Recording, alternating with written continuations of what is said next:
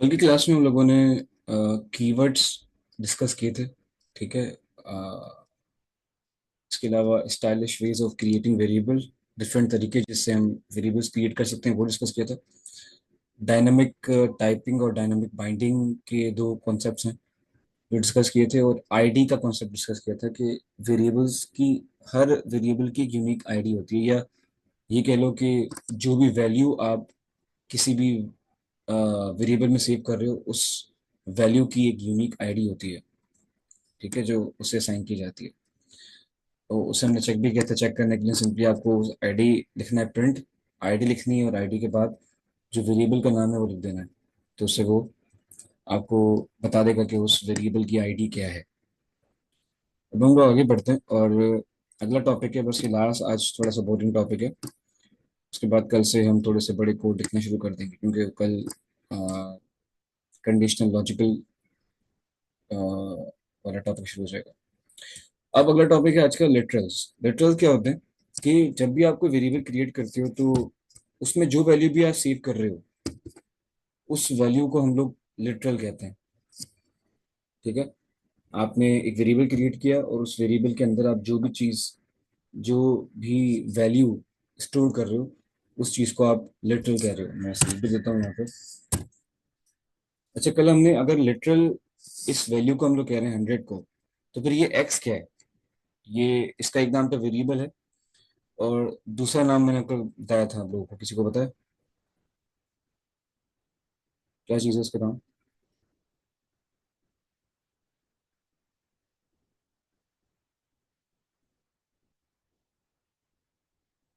Chat में बता दें मुझे, इसका नाम क्या है? वॉइस क्लियर नहीं आ रही है आपको? दूसरे लोग बताएं, उनको वॉइस क्लियर आ रही है? उनको भी इशू है वॉइस वाला? मैं माइक और करीब कर लेता हूँ थोड़ा सा, शायद मैंने ये दूसरा वाला था। अब देखो, वॉइस क्लियर है?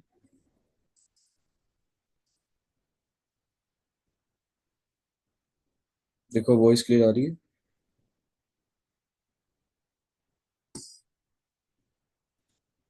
अच्छा, ठीक है। तो मैं बात ही कर रहा था कि अब आज का जो टॉपिक है वो लिटरल्स है। लिटरल्स में हम ये बात कर रहे हैं कि आपने एक वेरिएबल क्रिएट किया, उस वेरिएबल के अंदर जो भी वैल्यू आपने स्टोर की है, उस वैल्यू को हम लोग लिटरल कहते हैं। ठीक है। अब मेरा सवाल ये था कि अगर जो वैल्यू है जिसे आप स्टोर करो किसी वेरिएबल में, उस वैल्यू को आप, जैसे 100 को आप लिटरल कह रहे हो, तो ये वेरिएबल जो एक्स है, इसका दूसरा नाम क्या है? कल बताया था मैंने। वो क्या है, वो बता दें मुझे जल्दी से। माइक खोल के बता दो, या लिख के बता दो पहले। अ,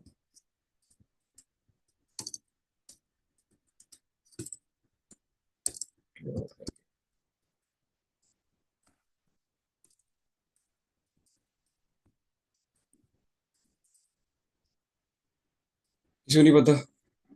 तो देखो, जो वेरिएबल होता है उसका दूसरा नाम आइडेंटिफायर है। ठीक है। इस चीज को हम लिटरल कह रहे हैं, जो वैल्यू सेव कर रहे हो आप, और जो वेरिएबल है उसे हम लोग आइडेंटिफायर भी कहते हैं। सही है। अब क्या होता है, लिटरल्स बहुत तरह के होते हैं। अगर हम सिर्फ नंबर्स की बात करें, तो नंबर्स में कुछ different type of literals use होते हैं। जैसे कि उसमें मैं एक वैल्यू सेव कर रहा हूँ, 0 B, और उसके बाद लिख रहा हूँ 1010। ठीक है। इसे हम लोग कहते हैं बाइनरी लिटरल। अब बाइनरी लिटरल क्यों कहते हैं इसे हम लोग, दिखाता हूँ आपको।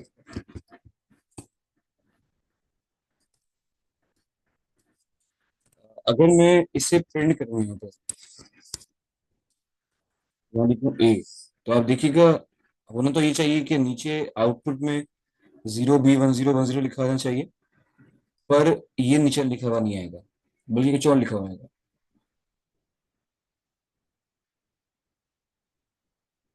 आई थिंक मैंने शायद गलती कर दी। यस, सही है। ठीक है। तो मैंने यहाँ लिखा है OB1010, तो नीचे और प्रिंट किया A को। तो पहले ए में इसको स्टोर किया, इस वैल्यू को, फिर जब प्रिंट किया ए को, तो नीचे 10 लिखा हुआ आ रहा है, हालांकि मैंने ये बड़ा नंबर लिखा था यहाँ पर। इसकी वजह यह है कि जब आप यहाँ पर 0 भी लिख रहे हो, ठीक है, तो इससे पाइथन ये समझ रहा है कि आप आगे जो नंबर लिखने वाले हो, वो कोई सिंपल नहीं है, वो कोई सिंपल नंबर नहीं है, बल्कि वो एक नंबर की बाइनरी रिप्रेजेंटेशन है। ठीक है, आप लोग शायद कंप्यूटर साइंस अगर पढ़ोगे तो उसमें एक चीज होती है बाइनरी नंबर्स। हम दुनिया में जितने भी नंबर्स हैं उन्हें ट्रांसफॉर्म कर देते हैं बाइनरी नंबर्स में, ताकि कंप्यूटर उसको प्रोसेस कर सके। कुछ कह रहा है कोई, सो लिटरल्स मींस, लिटरल्स ये जो वैल्यू सेव करते हो आप किसी भी वेरिएबल के अंदर, उसे लिटरल कहते हैं हम लोग। ठीक है, आपने एक्स में 100 सेव किया, 100 लिटरल है। आपने ये वैल्यू सेव की ए के अंदर, तो ये ए के अंदर जो वैल्यू सेव हुई है ये वाली, ये लिटरल है। ठीक है। अब बाइनरी लिटरल का मतलब ये है कि जब आपने लिखा 1010, तो ये 1010 एक नंबर नहीं है, बल्कि ये कोड है 10 का। अगर हम 10 को कन्वर्ट कर दें बाइनरी नंबर्स के अंदर, तो 10 का कोड ये बनेगा 1010। इसमें अगर मैं कुछ और ट्राई करूँ, 10 कन्वर्ट करते हैं और हम करते हैं इसे, तो ये 11 का कोड है। ठीक है,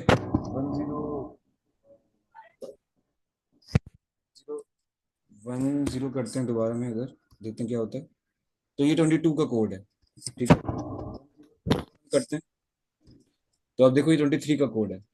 इस तरह ये हम क्या करते हैं, हम लोग हमें दुनिया के सारे नंबर्स को कन्वर्ट कर देते हैं बाइनरी नंबर्स के अंदर, और उनका उनका एक कोड वर्ड है, उनकी एक रिप्रेजेंटेशन है।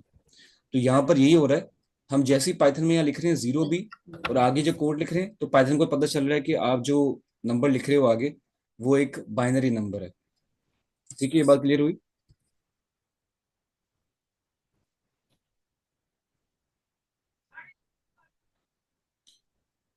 अच्छा, अब सवाल ये कि इसका इस्तेमाल कहाँ होता है। तो इसका इस्तेमाल होता है नॉर्मली रोबोटिक्स के अंदर। अभी जब हमारा इंशाल्लाह जून में, जब हमारा रोबोटिक्स का कोर्स होगा, रोबोटिक्स का बूट कैंप होगा 10-15 दिन का, जिसमें हम आपको आर्डिनो और पूरा रोबोटिक्स, रोबोट, सिंपल रोबोट बनाना सिखाएंगे। तो उसकी कोडिंग में आप देखोगे कि बाइनरी लिटरल्स इस्तेमाल होंगे। ठीक है, ऑर्डिनो की, और रेस्पबेरी पाई शायद मिल गया हमें, तो उससे उस पर कोडिंग करेंगे, उसके उसकी प्रोग्रामिंग करेंगे। तो उसमें ये बाइनरी नंबर इस्तेमाल होंगे। अब इसको यूज करते क्यों है उसके अंदर भी, इससे हम मोटर्स को और एक्चुएटर्स को या सेंसर्स को कंट्रोल करते हैं, कब सेंसर को ऑन करना है, कब ऑफ करना है। ठीक है, कब रोबोट आगे मूव करेगा, कब पीछे मूव करेगा। तो ये सारी कोडिंग के लिए हम लोग बाइनरी नंबर का इस्तेमाल करते हैं। ठीक है, इसमें बाइनरी नंबर का मकसद क्या होता है कि वन का मतलब इसमें होता है कि एक स्विच ऑन है, चीज आगे बढ़ेगी। जीरो का मतलब है ऑफ है, और 3 दफा वन का मतलब है कि 3 दफा वो ऑन है। ठीक है, तो ये असल में on off switches on off हो रहे होते हैं, और इसके जरिए हमारी मोटर्स जो है वो काम कर रही होती हैं। ठीक है, यूज नॉर्मली लिख देता हूँ यहाँ पर रोबोटिक्स। ठीक है, एक मिनट में हटा दूँ 4 बार को, रोबोटिक्स। ठीक है, पहली टाइप हो गई बाइनरी लिटरल्स की। इसके बाद दूसरे नंबर पे आते हैं डेसिमल लिटरल्स। इसमें क्या, सिंपली आप 100 वाली वैल्यूज को जब सेव करोगे, तो इसे हम लोग कहते हैं डेसिमल लिटरल्स। डेसिमल का मतलब है 10, बाइनरी का मतलब होता है 2, जिसमें आप दो ही नंबर इस्तेमाल करते हो। डेसिमल का नंबर का मतलब है 100। ठीक है, तो आप 100 वाली वैल्यूज को इस्तेमाल करते हो, डेसिमल लिटरल। अब अगर मैं यहाँ पर नीचे लिखूँ, बल्कि मैं नीचे क्यों लिखूँ, ए के बराबर में लिख देता हूँ हम लोग बी, तो नीचे ही देखिए यहाँ पर 100 ही प्रिंट हो जाएगा। ठीक है, क्योंकि वो 100 अपनी वैसे डेसिमल फॉर्म के अंदर ही है।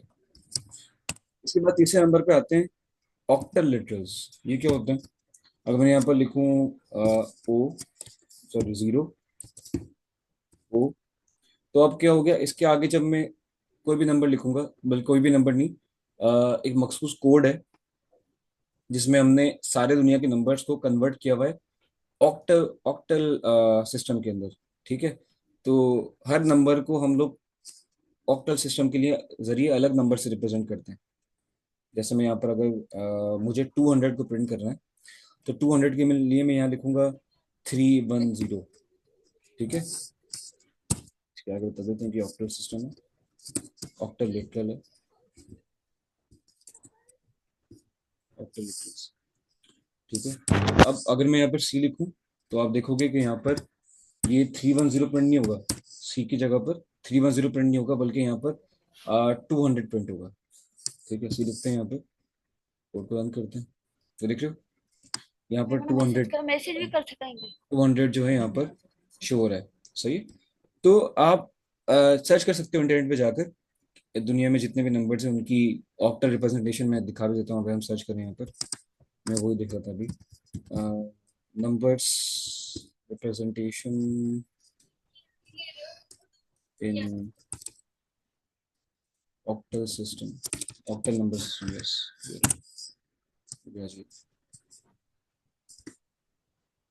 हम्म,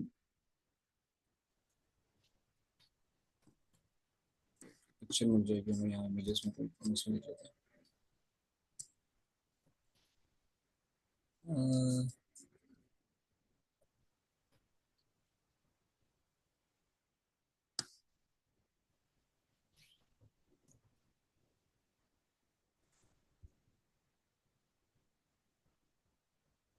यहाँ शो कर नहीं रहा है अभी ऑक्टल, मुझे लिस्ट कहीं और से निकालनी पड़ेगी इसकी। चले, आप लोग सर्च कीजिएगा, मैं भी देखता हूँ इससे कोई एक प्रॉपर लिस्ट मिल जाए जिसमें हम लोग, मैं आपको दिखा सकूँ कि वो ऑक्टल सिस्टम क्या है। खैर इंटरनेट पे मिल जाएगी आपको, इसमें भी इमेजेस में तो नहीं आ रही। शायद चैट जीपीटी पे आ जाए, पर उसमें मैं जानना नहीं चाह रहा अभी। तो बस ये समझ लो जो कि ऑक्टल सिस्टम का मतलब है कि ये 8 डिजिट्स वाला सिस्टम होता है, जिसमें हम 8 को यूज़ करते हैं एज अ नंबर। ठीक है। और 8 से डिवाइड करके मल्टीप्लाई करके हम लोग फिर सारे नंबर्स को कन्वर्ट करते हैं ऑक्टल सिस्टम के अंदर। ठीक है। तो यहाँ जब आपने 310 लिखा तो यहाँ 200 आंसर आ गया। ऐसे दुनिया में जितने भी नंबर्स हैं उनकी ऑक्टल रिप्रेजेंटेशन में अलग ही एक नंबर बन रहा होगा उनके लिए। ठीक है। इसके बाद आज जो एक और सिस्टम होता है हेक्साडेसिमल सिस्टम। ठीक है। वो करने के लिए क्या करोगे आप, सिंपल लिखोगे 0x। अब इसके आगे इसकी भी एक अलग रिप्रेजेंटेशन है, तो मैं यहाँ लिखूँ 12C। तो 12C प्रिंट नहीं होगा नीचे, बल्कि 12C की जगह 300 प्रिंट होगा। ठीक है। या अगर मैं सी की जगह C, D करूँ, तो अब डी की जगह पर 12C प्रिंट नहीं होगा, बल्कि 300 प्रिंट होगा। मैं लिख देता हूँ हेक्साडेसिमल। ठीक है। लिटरल नाम है इसका, रन करते हैं इसे। तो देखो, डी की जगह पर 300 शो हो रहा है। सही है। तो बस ये कुछ टाइप्स हैं जिन्हें हम नॉर्मली कम ही यूज करते हैं इसे, लेकिन आपको पता होना चाहिए। जब पाइथन आप इतना डीपली पढ़ रहे हैं तो फिर चीज पता होनी चाहिए। अच्छा सवाल है, मैं कुछ देखते हैं। Sir binary literals real life में कहाँ यूज होते हैं? मैंने बताया कि आप रोबोटिक्स में इस्तेमाल होते हैं, रोबोटिक्स की प्रोग्रामिंग में। जो हम प्रोग्रामिंग करेंगे अभी रोबोटिक्स के बोट कैम्प में, तो वहाँ आपको पता चल जाएगा। सर आवाज़ कम आ रही है यार, मैंने माइक तो बहुत करीब किया हुआ है अपने, फिर पता नहीं क्यों आवाज़ कम आ रही है आपको। चलो मैं और सर शायद बेहतर हो जाए।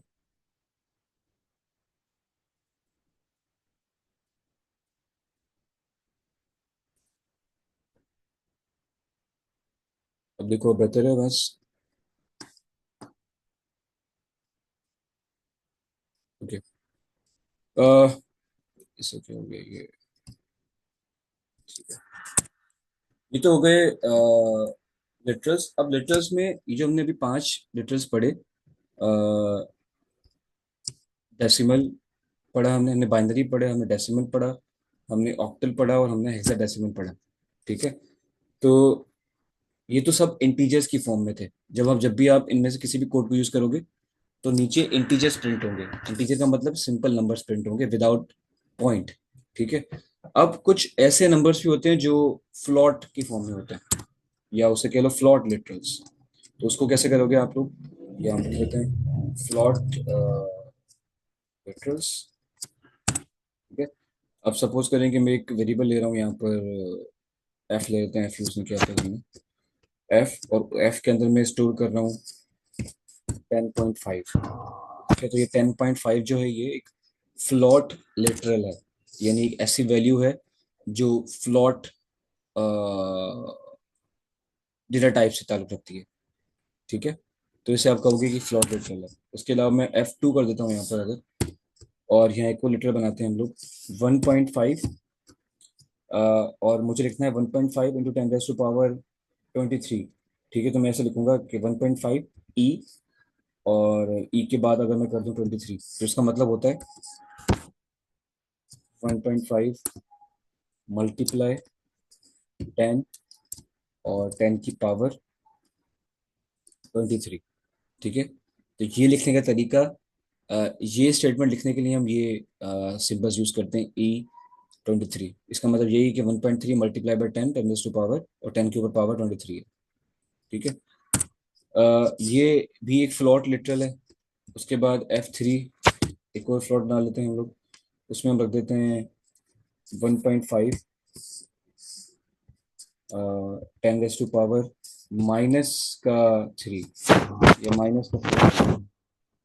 ठीक है, तो ये भी एक फ्लोट लिटरल। ठीक है, इसको प्रिंट करते हैं। नीचे वाली प्रिंट पड़ा हुआ है, कॉपी पेस्ट कर लेते हैं और इन सबको डाल देते हैं इसके अंदर।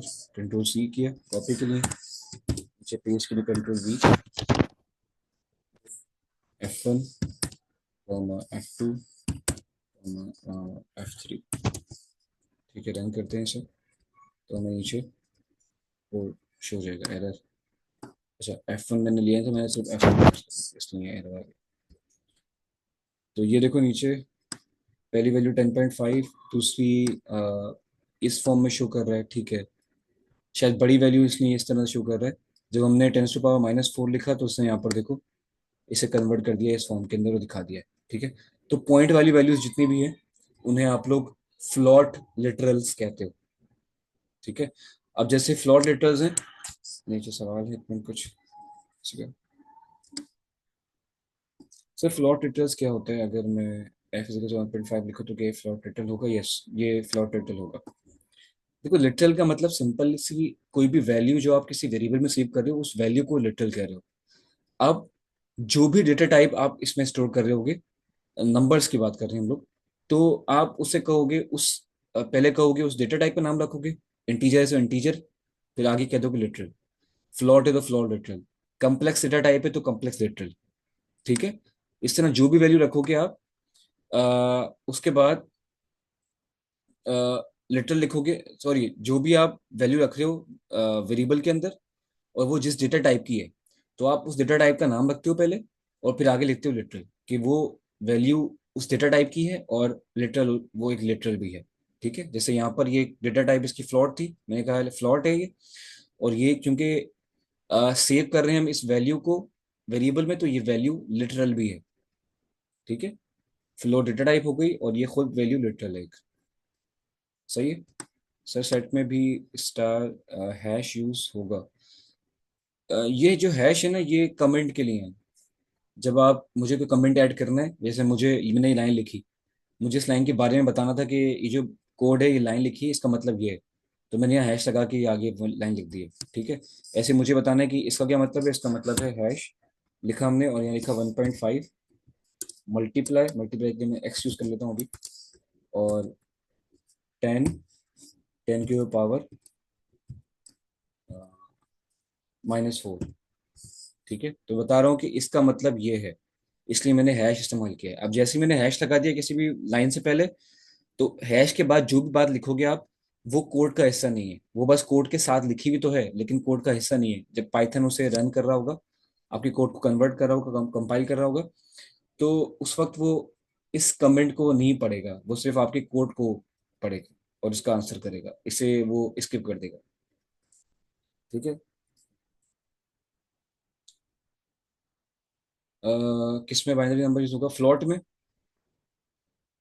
नहीं, फ्लोट में बाइनरी नंबर नहीं यूज हो सकता। ठीक है, क्योंकि बाइनरी नंबर्स का मकसद ही नंबर्स को, इंटीजर्स को कन्वर्ट करना है 1 0 की फॉर्म में। अब बाइनरी में पॉइंट को आप नहीं कर सकते कन्वर्ट। ठीक है, अब तक की जो मेरी नॉलेज है, तो आप सर्च करके देखना, शायद इस बारे में शायद मैं गलत भी हो सकता हूँ, लेकिन मेरी अब तक अंडरस्टैंडिंग ये है कि बाइनरी नंबर्स को आप, सॉरी, पॉइंट वाले नंबर्स को जो पॉइंट डेसिमल फॉर्म में होते हैं उन्हें आप बाइनरी नंबर्स में कन्वर्ट नहीं कर सकते। स्ट्रिंग में क्या? स्ट्रिंग या स्ट्रिंग? स्ट्रिंग कहते हैं इसे, स्ट्रिंग नहीं कहते। पर सवाल समझ नहीं आया मुझे, सवाल क्या है?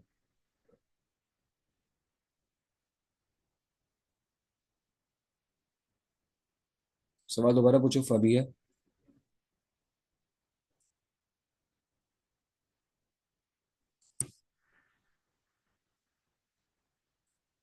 अगर आगे बढ़ो जल्दी पूछो। चलो ठीक है, आगे बढ़ते हैं। अब अच्छा सवाल आ गया। स्ट्रिंग यूज होगा बाइनरी नंबर्स में? String, yes. आप इंग्लिश के अल्फाबेट्स को भी कन्वर्ट कर सकते हो बाइनरी नंबर्स में। जब कंप्यूटर प्रोसेसिंग करता है अपनी, तो वो आपकी स्ट्रिंग को भी कन्वर्ट कर देता है बाइनरी नंबर्स में। ठीक है, तो ये हो सकता है। इंग्लिश की स्ट्रिंग्स जो है वो कन्वर्ट हो सकती हैं बाइनरी नंबर्स के अंदर। ठीक है, जिसमें हर अल्फ़ाबेट के लिए एक नंबर होगा, तो वो सारे नंबर्स मिलके डिफरेंट अल्फ़ाबेट जो है वो एक कोड बनाएंगे अलग बाइनरी नंबर्स का। ये चीज़ इस्तेमाल होती है जब आगे मशीन लर्निंग पढ़ोगे, तो उसमें हम ऐसा कर रहे होते हैं। एक फील्ड है, उसे हम लोग कहते हैं नेचुरल लैंग्वेज प्रोसेसिंग। ये मशीन लर्निंग और डीप लर्निंग का ही पार्ट है। इसमें क्या करते हैं हम लोग, अगर हमें कंप्यूटर को समझाना है इंसान की लैंग्वेज को, तो हम जितने भी हमारे इंसानों के वर्ड्स हैं उसकी डिक्शनरी बनाते हैं पूरी एक। और उस डिक्शनरी में हर वर्ड को एक कोड में कन्वर्ट करते हैं। ठीक है, उसके बाद आप जो भी सेंटेंस लिखते हो, उस सेंटेंस को एक कोड के जरिए हम लोग पूरे के पूरे सेंटेंस को हमारे कन्वर्ट कर देते हैं नंबर्स की फॉर्म में, ताकि कंप्यूटर को प्रोसेस कर सके, कंप्यूटर उसको समझ सके। ठीक है, और फिर हम लोग लोगों की बातों की के मतलब भी निकालते हैं। कंप्यूटर को लोगों की बातों के मतलब समझाते हैं। इवन हम इतना आगे जा चुके हैं कि हम लोग, अगर कोई बंदा एक अल्फाज लिखता है, तो हम ये बता सकते हैं, प्रिडिक्ट कर सकते हैं कि अगर इसने ये अल्फाज लिखा है, तो हो सकता है कि ये जुमला कहना चाह रहा हो या ये जुमला कहना चाह रहा हो। ठीक है, तो कंप्यूटर ये प्रिडिक्ट कर सकता है कि आप क्या कहने वाले हो या क्या कहना चाहते हो। और ये करने के लिए हमें पहले सारे आपके अल्फाज को, सारे जुमलों को कन्वर्ट करना पड़ता है नंबर्स के अंदर, उसको प्रोसेस करना पड़ता है, कंप्यूटर को ट्रेन करना पड़ता है, फिर वो आगे आपकी बात समझने लगता है। ठीक है, मैं दिखाऊंगा आगे, हम जब पढ़ेंगे, डीप लर्निंग पढ़ेंगे इंशाल्लाह, तो मैं आपको ये प्रोजेक्ट करवाऊंगा, ये वाला सारा पूरा, कि कैसे ये बनता है और कैसे काम करता है। ठीक है, बस इसमें लास्ट देख लो, एक जल्दी से। एक और होता है कम्प्लेक्स वेक्टर। ठीक है, इसमें क्या होता है, इसमें अगर मैं किसी वेरिएबल के अंदर कॉम्प्लेक्स नंबर को स्टोर कर दूं, 4 + 5 J, ये कॉम्प्लेक्स नंबर है। और जब मैं कॉम्प्लेक्स वैल्यू को स्टोर कर रहा हूँ किसी वेरिएबल में, तो ये जो कॉम्प्लेक्स नंबर है पूरा का पूरा, ये एक कॉम्प्लेक्स लिटरल कहलाएगा। ठीक है, इसको प्रिंट करना है तो देख लेते हैं। लिखते हैं प्रिंट, और प्रिंट में लिखते हैं एच, कोड को रन करते हैं, तो देखो नीचे ये कॉम्प्लेक्स प्रिंट हो रहा है। ये तो चलो हो गया। अब एक और चीज़ भी है कि आप चाहो तो यहाँ पर देख सकते हो कि इस कॉम्प्लेक्स नंबर का रियल पार्ट कौन सा है, इमेजिनरी पार्ट कौन सा है। रियल पार्ट लिखने के लिए आप लिखो एच डॉट रियल, और इमेजिनरी पार्ट देखने के लिए लिखो H.IMG, इमेज करके लिखा हुआ है। ठीक है, तो क्या करेगा अब ये, एच से तो पूरा का पूरा कॉम्प्लेक्स नंबर प्रिंट हो जाएगा नीचे। एच डॉट रियल से क्या होगा कि इसका सिर्फ रियल पार्ट प्रिंट होगा नीचे। एच डॉट इमेजनरी से क्या होगा, इस पूरे कॉम्प्लेक्स नंबर का सिर्फ इमेजनरी पार्ट नीचे प्रिंट होगा। करके देखते हैं, देख रहे हो? तो यहाँ सिर्फ ये रियल पार्ट प्रिंट हुआ है, और इससे सिर्फ ये इमेजनरी पार्ट प्रिंट हुआ है। इस कॉम्प्लेक्स नंबर में 4 जो है वो रियल पार्ट था, जी 5 जो था वो इमेजनरी पार्ट था। ठीक है, और इसे हम लोग कॉम्प्लेक्स वेक्टर कहते हैं। आगे बढ़े।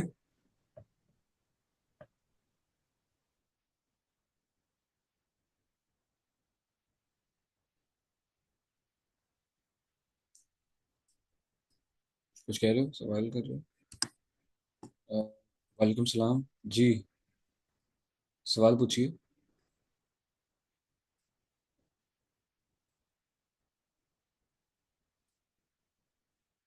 जल्दी सवाल पूछिए ताकि हम लोग आगे बढ़ सकें। चलो, अच्छा आप चाहो तो एक काम खुद करके देख लेना आप लोग, जितने भी हमने लेटर्स लिखे हैं अभी, इन सब की डेटा टाइप चेक कर लेना। आप इन सब की जो इंटीजर वाले चेक करोगे डेटा टाइप, तो बताएगा कि सब ये इंटीजर्स हैं। इनके चेक करोगे तो बताएगा कि सारे फ्लॉट है। इसकी चेक करोगे तो बताएगा कि ये एक कम्प्लेक्स नंबर है। ठीक है, तो आप ये चेक कर सकते हैं। अब आ जाते हैं स्ट्रिंग के ऊपर। स्ट्रिंग हम लोग पढ़ चुके हैं वैसे, और आगे भी हम स्ट्रिंग को प्रोसेस कैसे करते हैं पाइथन में, उसके टेक्निक्स इसमें पढ़ने वाले हैं। लेकिन बस एक चीज़ मुझे बतानी थी आपको कि स्ट्रिंग्स को लिखने के एक दो तरीके और भी हैं। जैसे एक तरीका तो ये था सिंपल कि आपने मैं एक वेरिएबल बना लेता हूँ ए, उसमें सिंपल कॉमा लगाए, उसमें आपने कुछ भी नाम लिख दिया, वी आर लर्निंग पाइथन कर दो, लर्निंग पाइथन। ठीक है, ये सिंपल सी स्ट्रिंग बन गई। यहाँ पर आपने एक इन्वर्टेड कॉमा इस्तेमाल किया, आप चाहो तो यहाँ पर दो भी कर सकते हो। ठीक है, दो के लिए स्टार मेरे पास टू से आता है, आपके पास शायद कुछ और तरीके से आता है। तो वी आर लर्निंग पाइथन। ठीक है, इससे भी वही सेम चीज प्रिंट होगी। इसके अलावा हाँ, अगर आपको मल्टीपल लाइन बनानी है, अगर आपको मल्टीपल लाइंस एक साथ लिखनी है और आप चाह रहे हो कि वो सारी की सारी एक साथ प्रिंट हो जाए, तो उसका करने का तरीका ये है कि आप क्या करो यहाँ पर, आप यहाँ पर 3 दफा डबल इन्वर्टेड कॉमा लगाओ इस तरह से। ठीक है, और यहाँ लिखो वी आर लर्निंग, लर्निंग में एन लगाना भूल रहा हूँ बात।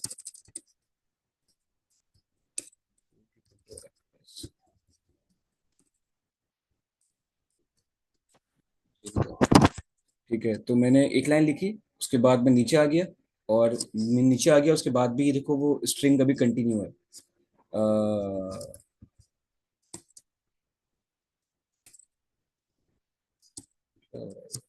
ठीक है, इको लाइन ऐड करना चाहो तो वो भी कर लो। अ,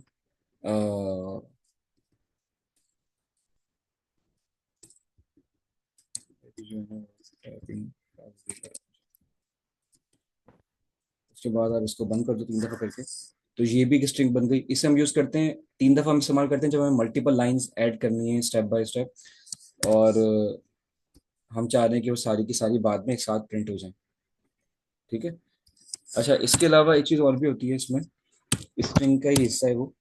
पहले पाइथन में चीज नहीं थी, पर इन्होंने अभी जो प्रोग्रामर्स ने ये चीज निकाली है कि अगर आप इमोजीज ऐड करना चाह रहे हो पाइथन में, ठीक है, तो इमोजीज ऐड करने के लिए भी इन्होंने कुछ कोड वर्ड दे दिए कि आप उस कोड को लिखो तो इमोजीज भी ऐड हो जाएंगे। जैसे अ, एक इमोजी है, उसका कोड है, मैं एक मिनट लिखता हूँ, स्लैश यू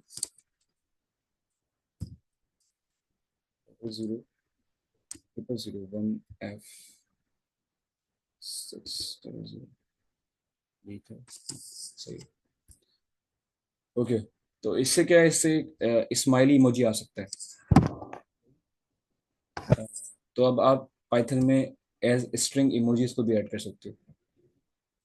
सही है, आप इन सबको रन करके देखते हैं। पहले ए कर लेते हैं, और मैं अलग अलग कर लेता हूँ सबको, बल्कि एक साथ ही लिख लेते हैं सबको, बी कॉमा सी, सब करता हूँ कि सबको अलग अलग मिलना है। उसके लिए हमने बताया था मैंने आपको उस दिन कि आप लिखेंगे यहाँ पर।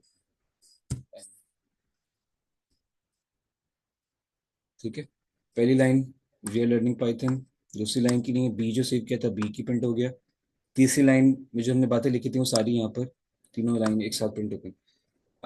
डी प्रिंट नहीं हुआ, डी भी यहाँ पर लिखा था, हम देखना भूल गए यहाँ पर डी और कॉमा, तो डी लिखते हैं, डी क्या निकल के आता है, तो डी का ये इमोजी देखो प्रिंट हो गया।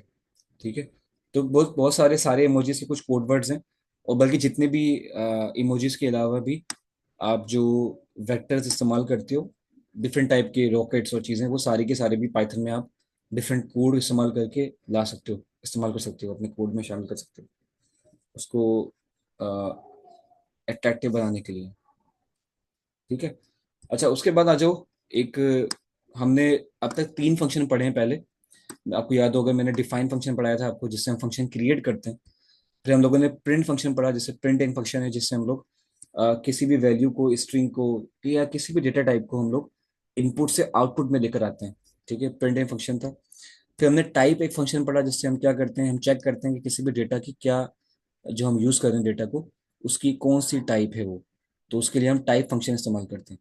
अब ऐसे ही एक और फंक्शन है, उसका नाम है इनपुट फंक्शन। ये किस लिए इस्तेमाल होता है, जब भी आपको यूजर से इनपुट मांगना हो, ठीक है, आगे चल के हम अभी नेक्स्ट क्लास में सिस्टम बनाएंगे, एटीएम सिस्टम, जिसमें हम लोग यूजर से इनपुट लेंगे और फिर उसके ऊपर सारी प्रोसेसिंग करेंगे। तो अगर यूजर से इनपुट चाहिए आपको, तो फिर आप इनपुट फंक्शन का इस्तेमाल करते हो। अब वो कैसे इस्तेमाल करते हो आप लोग? उसका तरीका ये सिंपल कि एक्स वेरिएबल बनाया एक, उसमें आपने लिखा इनपुट, और इनपुट लिखने के बाद आपने बस ये ब्रैकेट डाल दिया आगे। अब लिखो प्रिंट यहाँ पर, और प्रिंट के अंदर डाल दो इस वेरिएबल एक्स को। ठीक है, जब प्रिंट रन होगा तो नीचे वो आपसे पूछेगा कि वैल्यू कुछ भी इंटर करो उसमें। ठीक है, देखो जैसे मैंने रन किया तो ये पूछ रहा है कुछ डालो उसमें। मैं इसमें जो चीज़ वैल्यू डालूंगा वो वैल्यू नीचे प्रिंट हो जाएगी। थ्री लिखा मैंने, इंटर किया, देखो नीचे थ्री लिखा हुआ आ गया। ठीक है, अब आप चाहो तो यहाँ पर आप कोई लाइन ऐड कर सकते हो इंग्लिश की, जो कि एक कमेंट की तरह काम करेगी, और वो जब नीचे इनपुट का बॉक्स बना हुआ आएगा तो वो नीचे लाइन लिखी हुई आएगी उसके साथ, जैसे इंटर योर नेम। ठीक है, मैं पूछ रहा हूँ इंटर योर नेम, मैं इसको रन करता हूँ कोड को, तो देखो लिखा हुआ आ गया यहाँ पर इंटर योर नेम, और आगे बॉक्स आ रहा है, इसमें आप नाम लिखो अपना, जो भी लिखोगे वो नीचे प्रिंट हो जाएगा। मैं जलाल लिखा तो यहाँ पर नीचे जलाल प्रिंट हो गया। ठीक है, चाहो तो यहाँ पर है वैसे कर लो, यहाँ एक स्ट्रिंग ऐड करो प्रिंट में, लिखो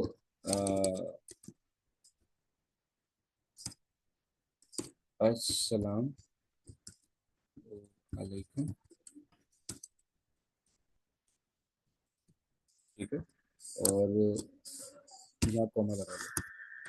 ठीक है, अब क्या होगा, आपसे पहले आप जब रन करोगे कोड को तो ये पूछेगा आपसे इंटर योर नेम, बॉक्स आगे बना पाएगा, बॉक्स में आप नाम डालोगे अपना, तो नाम प्रिंट होगा, लेकिन पहले नाम भी लिखा हुआ आएगा अस्सलाम वालेकुम, पे लिखा हुआ आएगा आपका नाम।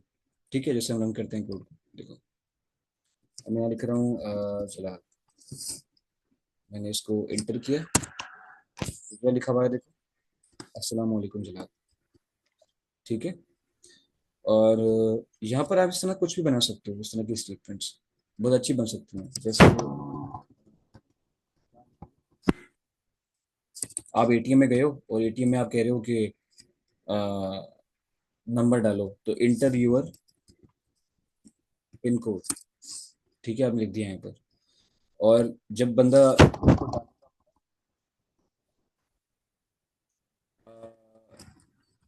You you have insufficient insufficient balance in your account. ठीक है, और आगे नाम भी लिखा हुआ है।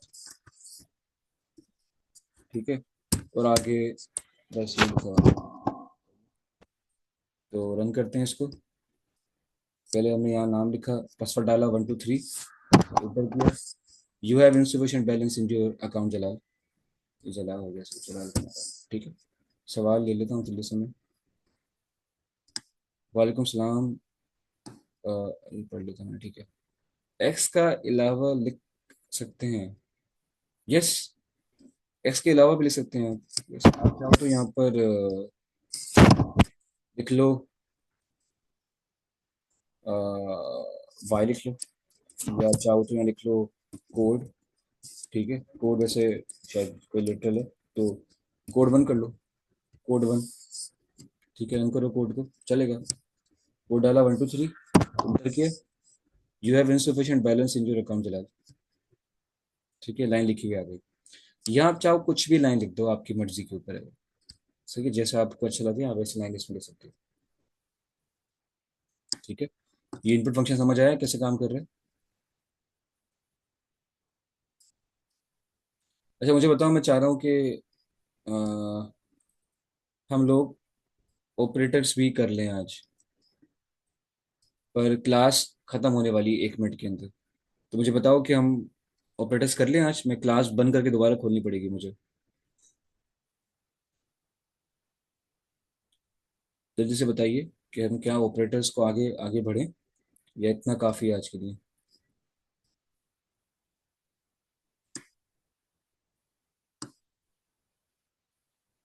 कल कर लें? जी, कर आप कर लें, ठीक है। तो मैं मीटिंग ऑफ कर रहा हूँ, उसके बाद आप को दोबारा लिंक भेजता हूँ, तो दोबारा से मीटिंग में ज्वाइन करो। ठीक है, फिर हम करते हैं, आज कर लेते हैं, ठीक है।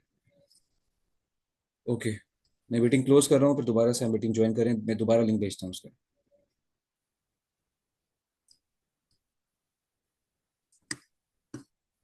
ठीक है।